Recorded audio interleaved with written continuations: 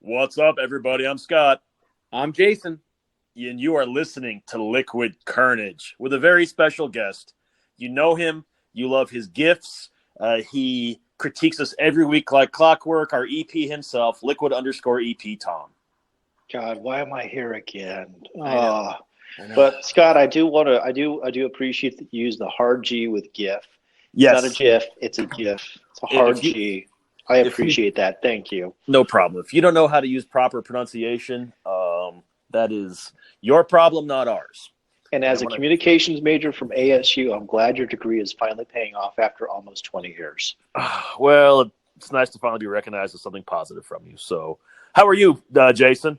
Oh, I'm doing better now. We had some technical difficulties to start the episode, but now they're all clear. They're all good. We're Yes, ready to roll. that is my bad. I do apologize. With new technology comes some new errors, but we have got them worked out. So let's just get right into it, man. As we talked about last week, it is the Halloween season. It is upon us, and I do love me some ghost hunting and some ghost stories. I don't know about you guys.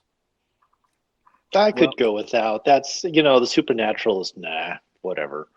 I believe in the supernatural wholeheartedly, so I try to stay away from it as much as possible. Well, okay, so in the past we've had our friend Chris Menesson from New Orleans Paranormal Society. He came on the show and talked about some demonic possessions, and we talked about our ghost tour we did 2 years ago with him. Yes. And if I remember right, it freaked Jason out because we did have some technical difficulties throughout that show, especially when he was talking about the demonic possession in his house. Yeah. Yeah. I didn't like. Well, yeah. I mean, listen to the episode again. You can go back into our historical archives and find the episode. It was not fun. It was not a fun for me at all. I did it because I am a trooper. And the executive producer said he would fire me if I didn't do it. It was under a contract, I think 14.C of the contract.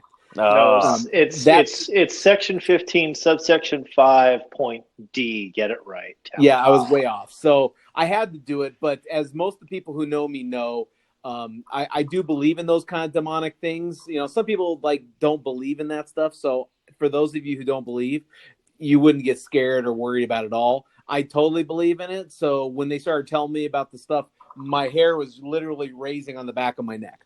yeah, I am fascinated with the stuff. I will watch hours of TV on it. I will research stories, histories. In fact, when Tom and I were back in Ohio the other week, right across the river in Kentucky is one of the most haunted spots in America, and I didn't realize we were so close to it. It was a honky tonk bar called Bobby Mackey's. Oh, thank God we did the Bourbon Festival instead. That Oh is my God. notorious. That is a notorious place for demonic possession and hauntings. And they actually were having an October ghost hunt starting that weekend. And I did not see it until the morning we were leaving at the airport. Otherwise, I'd have gone and done that Sunday night because that would have been a total trip. Yeah. Okay. So You guys would have been proud of me when we went to Savannah, Georgia, in April. I went on a night tour that was geared toward going to the haunted places of Savannah. And they gave me a little meter thing, and there was a couple times when the meter was hitting red big time. Oh, the EMF reader. Yeah, the EMF reader. Yeah, so it was a trip. It was a trip. I do have the tools, and our friends Chris, Vicky, and I are working on a downtown location to go investigate one night just to kind of brush up on everything in the next couple of weeks. So when we do get a chance to sit down and do that, I will report back to the show to see if we did in fact find anything. But I want to talk to Tom about this. How come you're not into this so much? I mean, it just doesn't interest you or just scares you? It just doesn't interest me. I mean, there's no measurable way. It's like these jump scare things. Everything I've ever seen of the ghost hunters on Sci-Fi or Travel Channel, it's just jump scares and basically like the building warming and cooling. It's just there's nothing measurable. Show me science behind it. There's nothing there. It's people's minds running wild is all it is. Even with the spirit boxes? See, I can tell you firsthand the things I've heard and I've experienced, just both in the ghost hunting and actually just living life. I am very much a firm believer, and I have had things happen to me, especially in my old house. And I think I've talked to you about this a few times, Tom. Well, yeah, your old house was just creepy, but it was also that neighborhood was a little. So now that you're out of it, I can say this freely. It's a little sketchy, Scott. Well, it was the first house starting out, but that's irregardless. I did have some things happen in the house we grew up in as well when it came back from college and other locations throughout the area. But this week I kind of wanted to talk about famous ghost stories of Arizona. And I did do some homework on this because, like I said, I'm very interested in it. And I'm always curious as to see what goes bump in the night in all these towns around us, Are there towns around Kingman that fall into that category? Actually, it's funny because I just Googled it randomly just to see what would come up. And Kingman popped up there a couple times. Oh, okay. Oh, wow. Okay. Yeah, I was very surprised that our Slaughterhouse Canyon is one of the biggest legends of Arizona hauntings, in the top 10, as it were, for all the haunted places in Arizona. Interesting. Wow. Okay. Yeah. Do tell, man. Do tell. So for all those that don't know the story of Slaughterhouse Canyon, it's still very much used in today's world here. It's all the railroads go through and whatnot. But back in the 1800s in the frontier land, a woman was living there with her 2 children and ended up going crazy in the night and killed them with an axe, both children. And she went screaming out looking for them after she realized what she did, and she was caught, executed, and it is said you can hear her scream and see the image of her in Slaughterhouse Canyon looking for her children on dark nights. So, Scott, how long have you lived in Kingman? 36 years. How many times have you heard the wind howl and sound like a woman? Not many. I have, and I haven't lived there for 15. And so it's just the wind blowing. It's fine. It's not an executed woman from the 1800s. Also, an axe. That's really inefficient. Come on, lady. Next. I mean, you don't think that's a thing? Yellow card. Next one. You do yellow not think card. that's a thing. The yellow card, Nope. ladies and gentlemen, is from Letterkenny. You can find that on Hulu or Crave TV, depending if you're listening in America or Canada. Jason, what do you think on that? Well, so I, like I said, I'm a believer that when these things happen, there are some ghosts or some spirits that just do not leave. Maybe it's because they don't know where they're going in the afterlife, or maybe it's that they have to resolve something in the afterlife before they can move on. So I totally can believe that ghosts or spirits will stay in an area. What I don't understand, though, is it that they have done something so horrible that keeps them visible to us, or is it that some ghosts just have a registry that can be read by people better than others? Well, I think it goes back to energy cannot be created or destroyed. So if you leave an impression on a certain area, I think if your energy is doomed to repeat itself in that area, I think that's why you see ghosts. And I think there's different types of hauntings too that really do play into that. Like for example, do you think that people who do really horrible things, that their ghosts or their spirits are still out there? I think so. I do believe in an afterlife, and I think you cannot believe in heaven if you have to believe in hell. You can't have one without the other. I do believe in purgatory, and I think that being stuck here, in a sense, is purgatory. You're not going either way until you resolve what issues you need to resolve. And that purgatory is the place where these spirits would stay, so that we as living humans could see them. I would say that is very quite possibly what purgatory is here. Yes. Okay. So, and 2 very different examples of that. Way back when I worked for a local bank.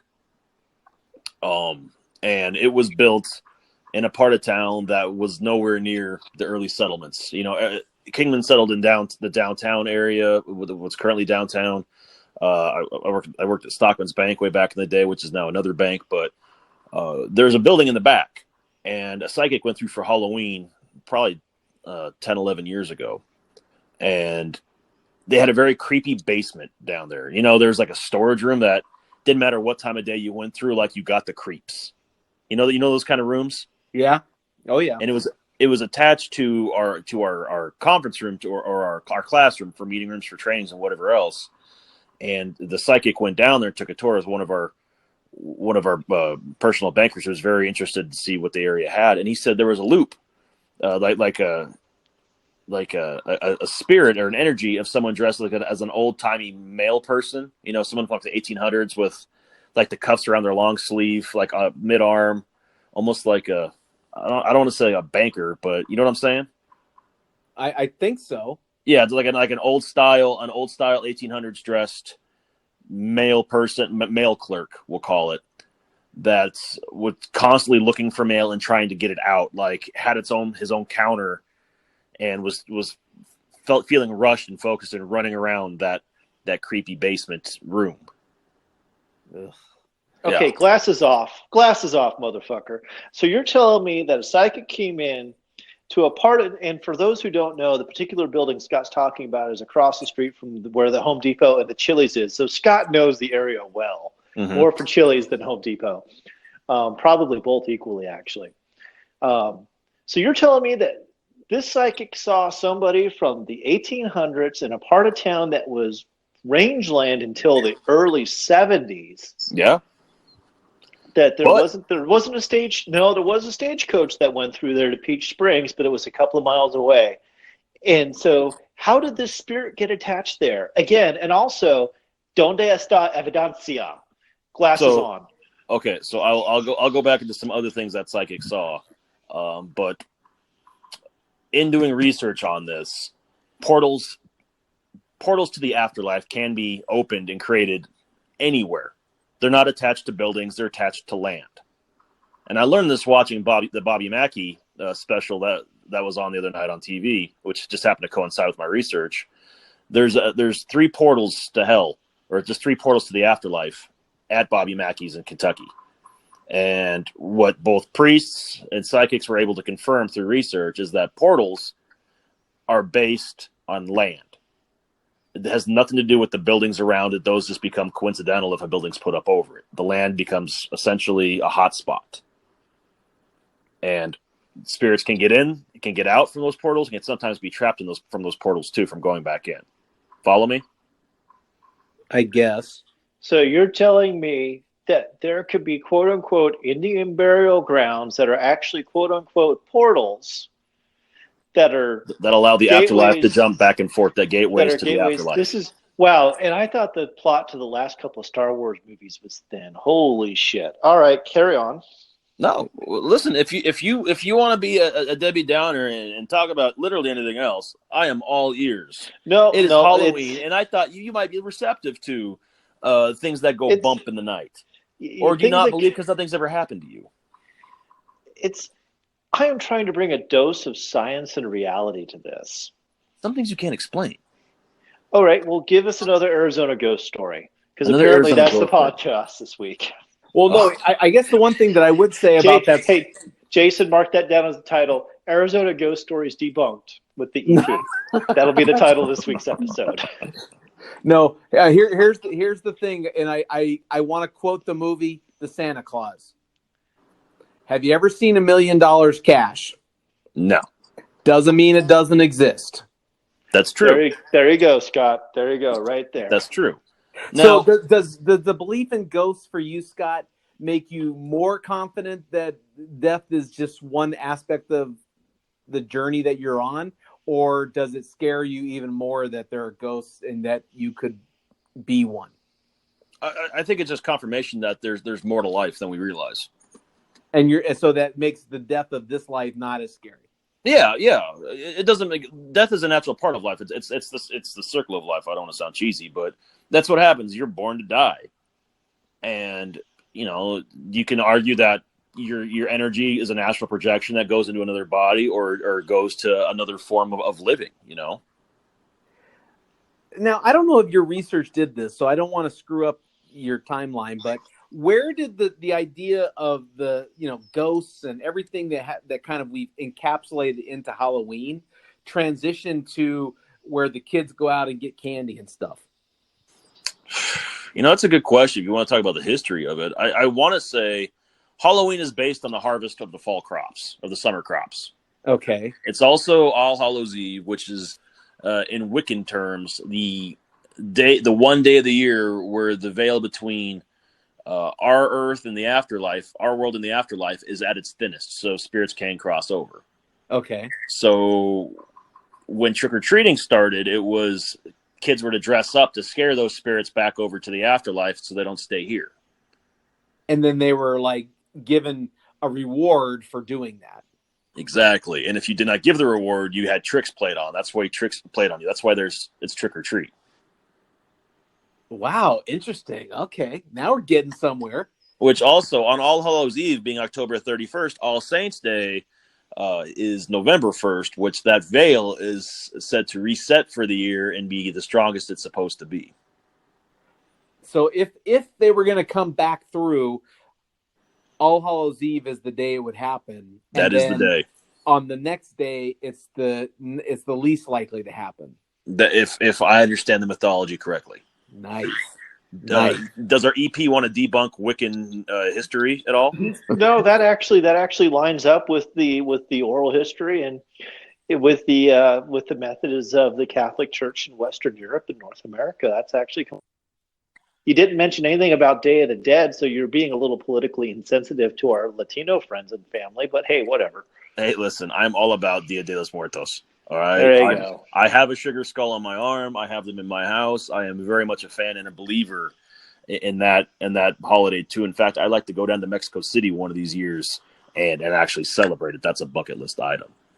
But on with the story, the stories. Another famous Kingman story about hauntings that I'm sure our EP will debunk because we both went to this school is the high school in downtown Kingman.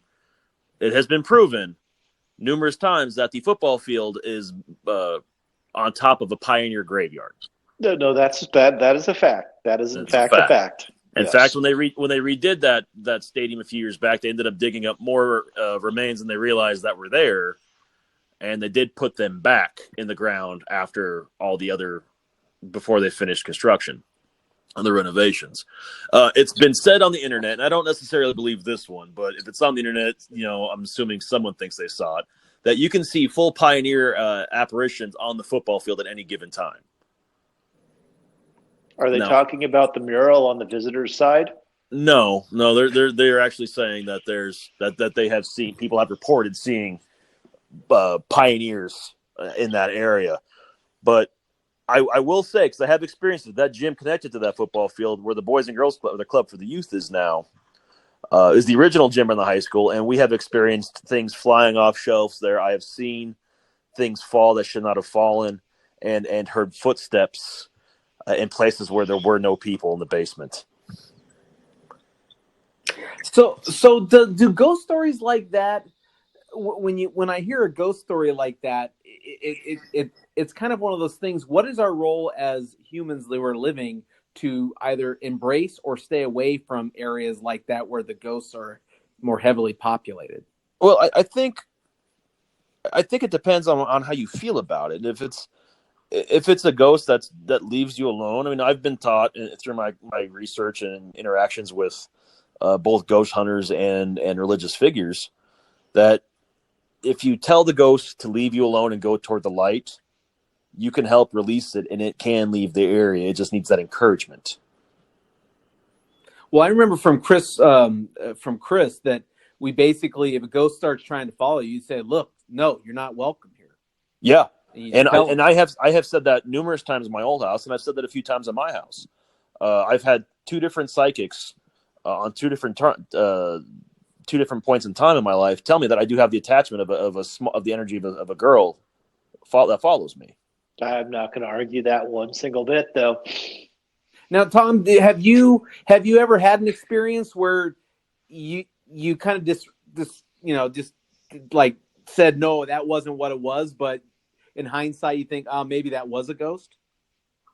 I've had experiences where I wouldn't say it was a ghost, but I've definitely had moments of perception where I thought I saw one thing and experienced something, and then it couldn't have happened because the thing I observed / interacted with wasn't there, and there's no way they could be there.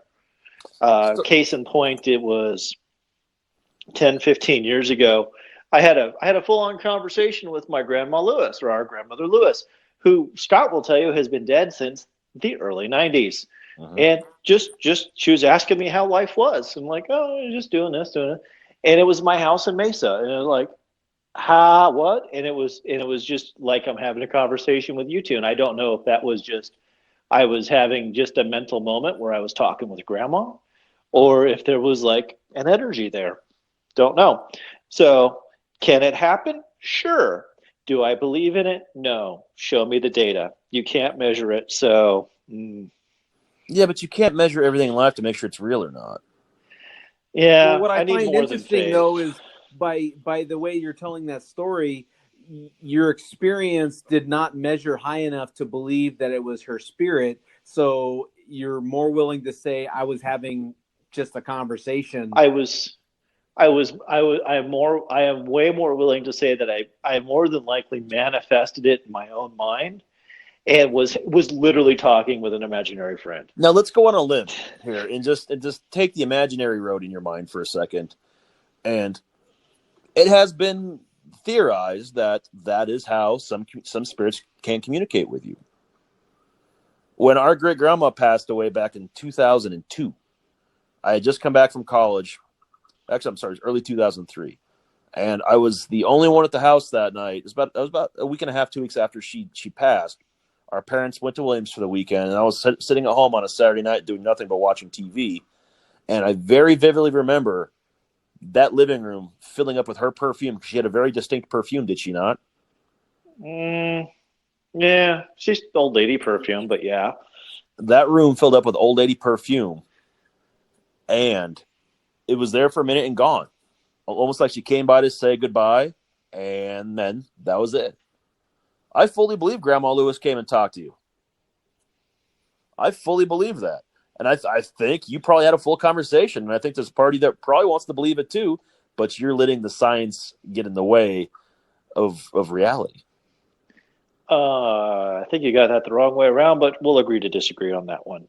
I mean, I will say that there would be something to say it could be in the mind because, like you said, I have some pretty weird dreams, and they are so real to me in the moment of the dream that when I wake up, I fully believe I'm inside of that. So I see what you're saying, Tom, is that you could believe wholeheartedly, no, I just had a full-fledged imaginary conversation that was so real that I didn't question whether it happened or not.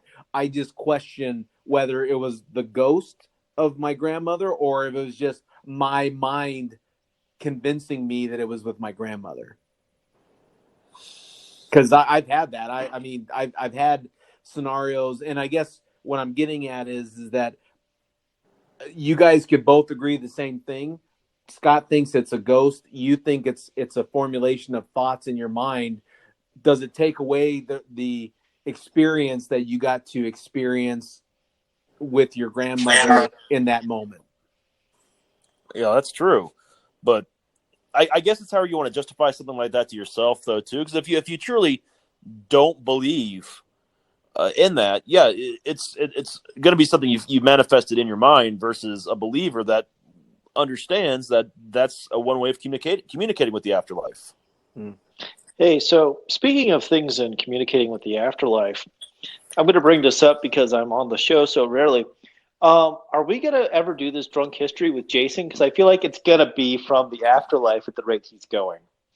Wow. No, I think that the ghost of the drunk history is formulating into a life of its own, and I need to harness that life and send it over to Scott to do it. And I am planning on working with him to do just that. Well, I think the biggest thing is I want to pick a night because, like I have such a limited amount of time when I'm up in Kingman, not trying to do stuff with the house or do stuff other things. So, Scott, we will make sure that we make that apparition come to fruition. Wow. Hey, that's fine, man. I just know that spirits are involved one way or the other. So yeah, you're going to see some spirits. I promise you. I will believe that when I see it. Wow, that cut deep. That cut deep. Truth hurts. Yeah, Truth hurts. Yeah, no kidding. Truth hurts. But hey, yeah, go ahead. No, I was gonna say, it's not. You go right ahead, Tom. I'll let you finish. You're the I was guest. You're the guest this week. it's like it's always fun to sit and have the 30 minutes of ghost stories, and at the end of I the don't even think we day, got. You just poo pooed everything. So I didn't even think we got into the ghost stories and the things that go bump in the night. well, that's your own fault for inviting me. So it kind of teaches you. Also, it's part of the act, so get with it. You should have known this was going to happen. Yeah, I should have Um, realized that. I should have realized that you would not, on any certain circumstances, embrace a fun idea I might have. Hey, Yeah, it's bring some just the reality ghost to of it. the Halloween Scrooge. It came out. Exactly, It exactly. personified, man. That's I all. hope to God you get visited by three Halloween spirits, and they show you the real meaning of Halloween. That's right. Yeah, lots of Because it is candy, funky costumes. haunted houses, scary movies, all those cool things. Which, by the way, we went and did some haunted houses over the weekend up in Las Vegas, and that was interesting. Oh, they have a tour? Yeah, well, they've got tours, but they've got like 5 or 6 different haunted houses up there you can go pay and go through. And we went to 2 that were the quote unquote scariest ones in the West Coast, according to Newsweek or whatever. Wow. And no, Not scary at all? letdown. Not scary at all. Not scary because nothing happened? Well, I went with our buddy JP and some other and some other friends, or Cassie, or friend Cassie, and if JP doesn't jump, not to jump. And well, I guess he doesn't jump at anything, so he just kind of went, and they jump at him, and then the scare's gone. It's wasted.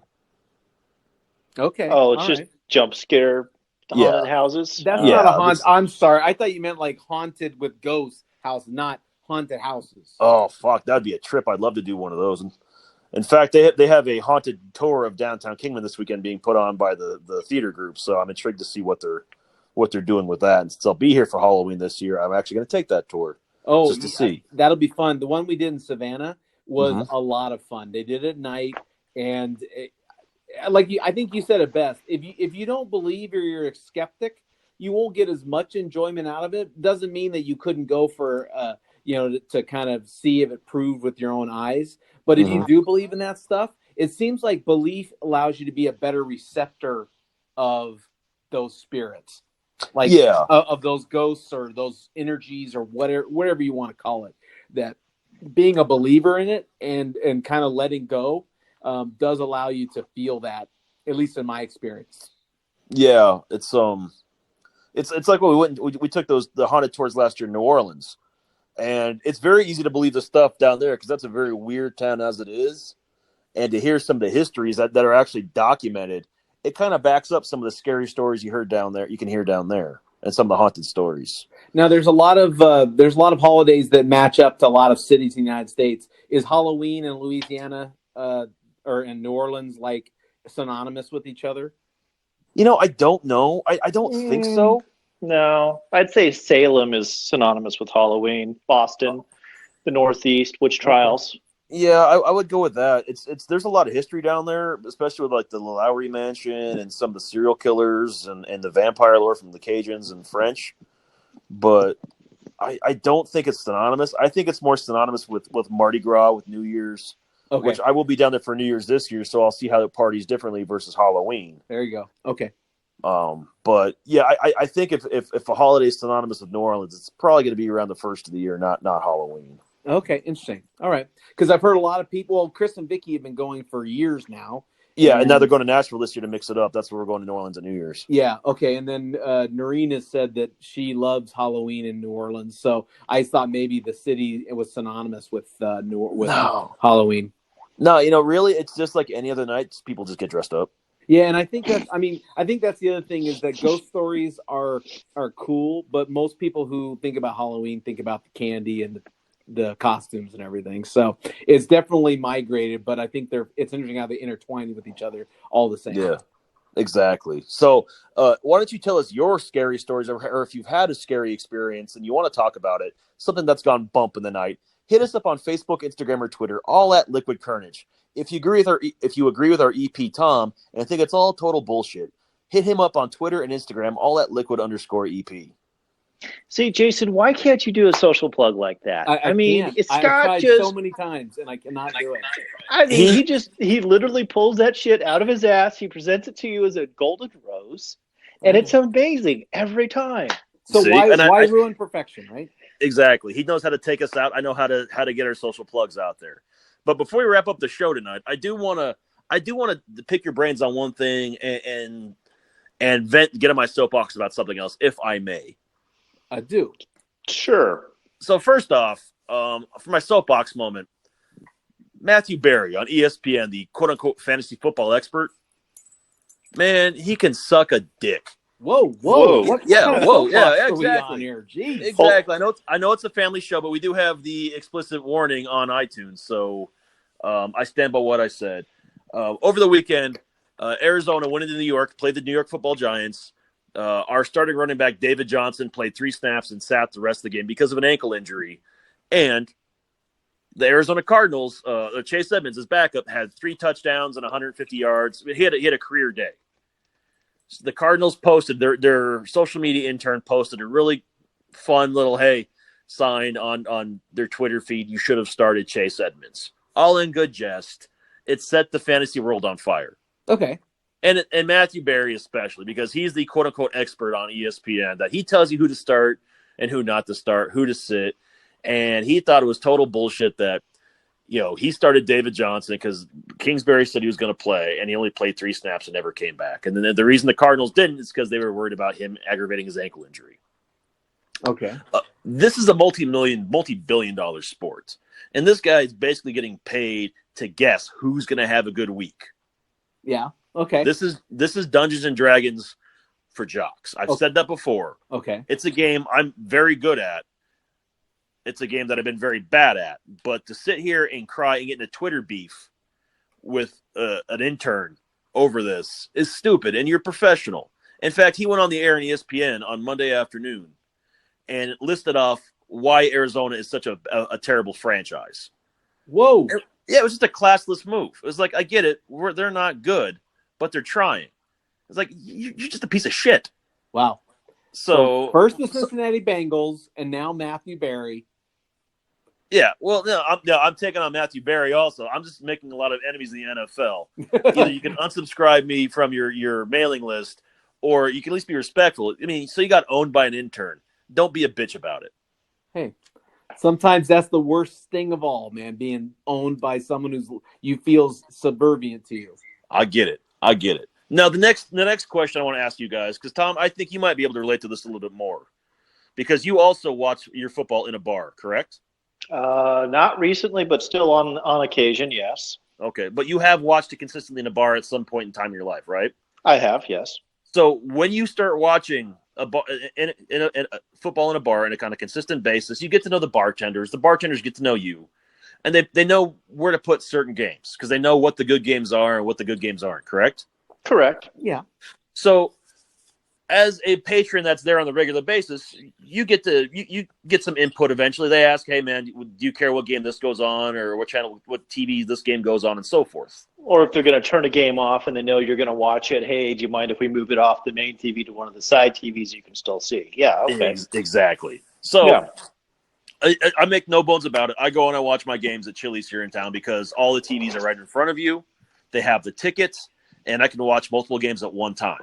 And there's a few of us that go there and do that. And we weren't friends beforehand, but we're football season friends. You know, those people you see every football season, that's it, because you watch football at the same place? Yeah. So we're there, and Chili's opens at 10 o'clock this time of year because the games open at 10. The games start at 10. And it's an unwritten rule in the bar. One of the guys is a Chiefs fan. So the Chiefs go on TV if they're the early game, unless the Cardinals are playing. Because since it's an Arizona bar, the Cardinals take precedence. Oh, okay, but yeah.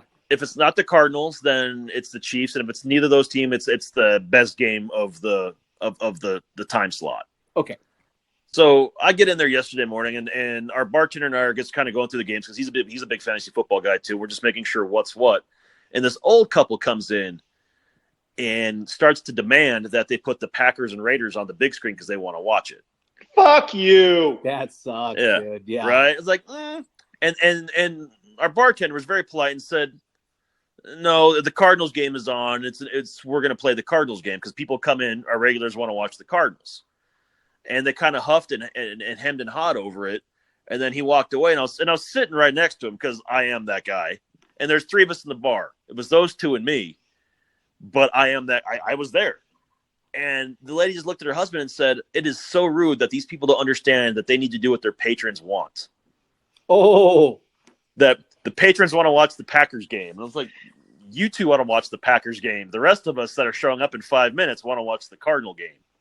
So knock it off." And they had to sit there very quietly and watch their game in the corner.